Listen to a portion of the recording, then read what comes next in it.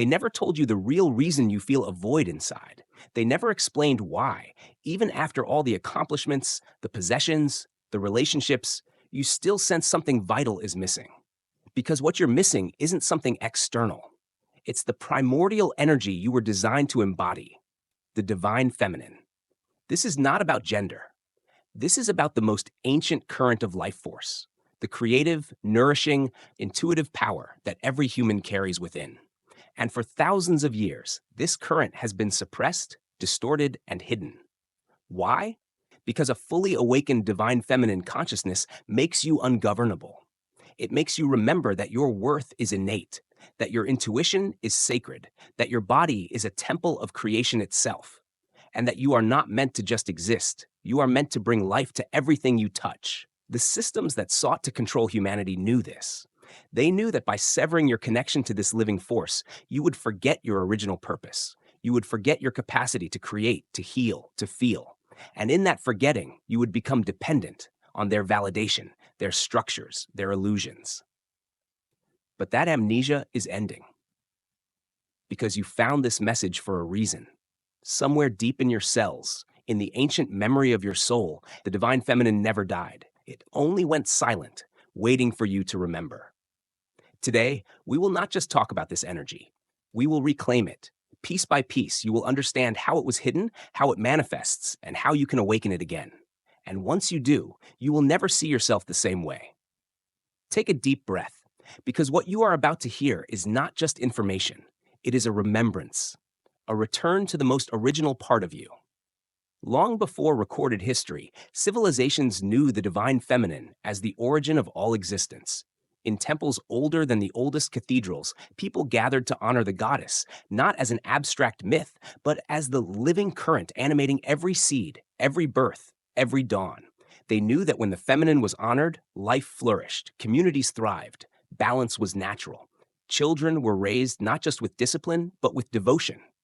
Men and women stood together as equals, each embodying a different aspect of the same divine dance. But then something changed. Power structures rose that feared this fluid, uncontainable force. They feared a humanity that trusted intuition over decrees, compassion over conquest, unity over domination. Because a person rooted in the divine feminine cannot be manipulated. They do not look outward for authority, they look inward. Slowly, methodically, this energy was exiled. It began with erasing goddesses from myth. Then feminine symbols were declared heretical. Sacred sites were burned. Midwives and herbalists, those who carried feminine wisdom, were persecuted, labeled witches, driven underground. And a new story was imposed, that the feminine was weak, dangerous, sinful. That to be soft was to be inferior. That to feel deeply was to be unstable. For centuries, this narrative did its work. People learned to distrust their own bodies, to hide their emotions, to silence their inner knowing. They were taught that creation was something external, something to chase or conquer, not something already alive within. But no amount of suppression can erase a truth that is encoded in the soul. Even through the dark ages of forgetting, this current kept flowing. In the hidden rituals, in lullabies sung to children, in the quiet moments when someone would feel the soft ache in their heart and remember, if only for a breath, that life was meant to feel sacred. And that is why you are here now. Because you are part of the generation that will no longer inherit the amnesia. You are here to reclaim the lost language of the divine feminine, to restore what was taken. You may think the divine feminine is something abstract or far away, some hidden mystery reserved for mystics or ancient priestesses. But the truth is, she has been speaking to you all along, every time you felt an unexplainable longing, every time you sensed something sacred pulsing beneath the surface of your life. Every time you broke down in tears you didn't understand, that was her voice. She shows up in the body first. A flutter in your chest when you hear certain words. A warmth in your belly when you imagine a more authentic life. An ache in your throat when you don't speak your truth. These are not random sensations. They are messages, signals that your soul is ready to reawaken. When you dismiss your feelings, when you numb them or rationalize them away, you are not just avoiding discomfort, you are refusing the call of the feminine. Because her language is not logic. Her language is embodiment, feeling, presence.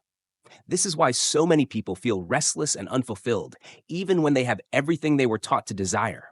It's why no achievement ever feels like enough, because fulfillment was never about acquisition. It has always been about reuniting with the lost aspects of yourself, the parts that know how to rest, how to receive, how to trust your intuition over external approval. The divine feminine is also the part of you that can hold contradiction without collapsing, the part that understands that joy and sorrow are sisters, that creation and destruction are inseparable, that life is cyclical, not linear. It's why healing rarely feels tidy or predictable. It moves in spirals, in waves, in unexpected seasons. To align with her is to allow those rhythms to shape you instead of resisting them. Have you ever noticed how your deepest insights don't come when you're striving? They come in the quiet, in the softness, in the moment you finally let go. This is not weakness. This is the gateway to wholeness. And the more you honor that gateway, the more your life reorganizes itself around truth instead of fear. So today, ask yourself gently, where am I still trying to earn my worth? Where have I made my softness into something to be ashamed of? What would it feel like to trust my own rhythms, even if no one else understands them? When you start asking these questions, you begin to remember, not as an intellectual exercise, but as a cellular recognition, a returning. And this remembering is contagious. When you embody it, everyone you meet feels permission to do the same. Reconnecting to the divine feminine is not about escaping daily life. It's about infusing daily life with sacred awareness. You don't need to retreat to a mountaintop or wait for a perfect moment. The feminine is already here, in the most ordinary things you do. 1. Start with your breath. Close your eyes for a moment. Inhale slowly through your nose, feeling your belly rise. Exhale gently through your mouth, letting your shoulders soften. Repeat this a few times. Feel how your breath connects you to your body, and how your body connects you to something ancient and wise. This is not just relaxation. This is remembrance. 2. Make space for stillness. The feminine thrives in spaciousness. Set aside a few minutes each day to do nothing. No phone, no agenda, just sit or lie down and feel. Let thoughts come and go without chasing them. Notice what sensations or emotions arise when you stop trying to fill the silence. This is where her whispers grow louder. 3. Honor your cycles. The divine feminine is cyclical by nature. Just as the moon waxes and wanes, so do your energy, your clarity, your desire to act. Instead of forcing yourself to be the same every day, track your rhythms. Notice when you feel most inspired, most introspective, most tender. Build your life around these waves instead of fighting them. You will find more ease, not less. 4. Engage your senses. Light a candle with intention. Feel the warmth of a cup of tea between your palms. Wrap yourself in a soft blanket. The feminine comes alive through sensation. When you slow down enough to savor the present moment, you step into her current. 5. Express yourself without apology. Write in a journal without editing. Dance in your living room. Sing even if your voice shakes. The feminine is creative by essence, and she doesn't require your art to be good. She only asks that it be true. 6. Trust your intuition. If something feels off, it probably is. If something feels right, it probably is. Your body is a tuning fork. Start treating your hunches as guidance rather than coincidence. The more you listen, the clearer they become. 7. Practice radical self-compassion. You don't heal faster by judging yourself. You heal by allowing all of you, the messy, the afraid, the hopeful, to be held with tenderness. This is the feminine in action, an unshakable willingness to love what is. As you integrate these practices, you will notice a shift. Your nervous system will feel safer. Your heart will feel more open. And life itself will begin to feel less like something to survive and more like something to receive. You don't have to do all of this perfectly. You only have to begin.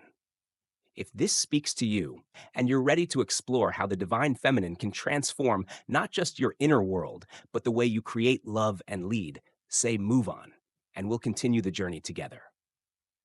When you truly embody the divine feminine, you begin to realize something astonishing. Your life does not shift because you force it to. It shifts because you stop fighting your own nature. So many of us have been taught that progress requires perpetual effort, that you must push harder, think more, prove yourself again and again. But the feminine reveals another way. She teaches that receiving is not weakness. It is the missing key. When you cultivate receptivity, the ability to let life in without immediately analyzing or controlling it, you create space for the unexpected, for guidance, for synchronicity, for grace. This is why so many people feel exhausted by endless self improvement. The inner critic is not the path to wholeness. The feminine shows you that your wholeness is already here, beneath all the noise. Here's how this shift transforms your reality. 1. Your nervous system settles into safety. When you stop measuring your worth by how much you accomplish, your body relaxes. Chronic tension begins to soften, your digestion improves, your sleep deepens, your energy returns. 2. Your relationships deepen. The feminine invites authenticity. You no longer feel the need to pretend you're always fine. You learn to communicate your needs without guilt. You recognize your feelings as valid rather than burdensome. This opens doors to genuine intimacy, the kind that nourishes rather than depletes. 3. Your creativity awakens. From a receptive state, ideas flow without force. Solutions appear that your thinking mind could not have engineered. Art, innovation, and purpose become organic expressions of who you are. 4. Your sense of purpose clarifies. When you honor your cyclical nature and allow yourself to be guided by intuition rather than external expectations, you remember what actually matters to you. This is where a more authentic path begins. Not the life you were taught to want, the life you came here to live. 5. You magnetize what resonates. When your energy shifts from striving to presence, you naturally attract opportunities and people who match your frequency. This isn't magic, it's alignment. 6. You reclaim your body as sacred. Instead of treating your body as a project to fix, you begin to sense it as a vessel of wisdom. You learn to interpret its signals, to honor its limits, to delight in its aliveness. 7. You discover peace in uncertainty. Perhaps the most powerful transformation of all, you stop demanding that life be certain. You learn to meet the unknown with curiosity. You discover that surrender is not collapse. It is trust, and trust is the gateway to everything your soul has been craving. This is the reality of the embodied feminine. A life where you no longer betray yourself to be accepted. A life where you don't abandon your softness to appear strong. A life where you remember that your sensitivity is not a liability. It is your greatest gift. If this resonates and you're ready to explore how to integrate these truths into every part of your life, say move on and we'll walk the final steps together.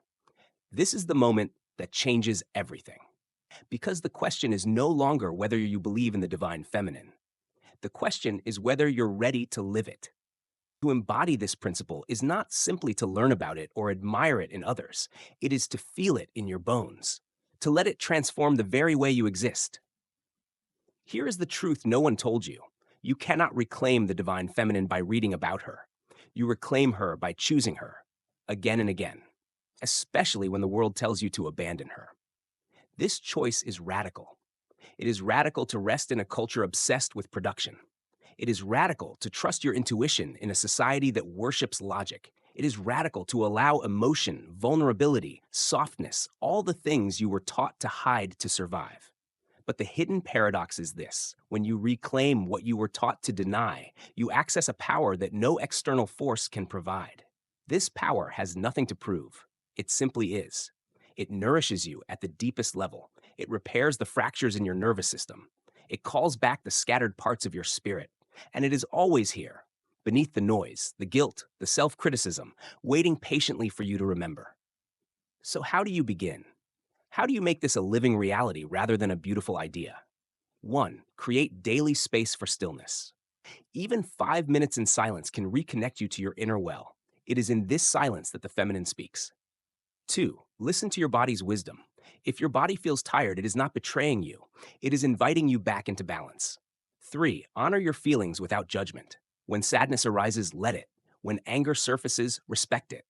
Emotions are sacred messengers, not enemies. 4. Notice where you overgive.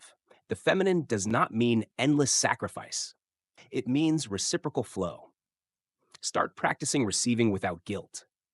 5. Reconnect with your cyclical nature. Your energy, like the moon, waxes and wanes. Allow yourself to ebb without shame. 6. Remember, softness is not weakness. In fact, it is the greatest act of resilience in a hardened world. 7. Make devotion part of your life.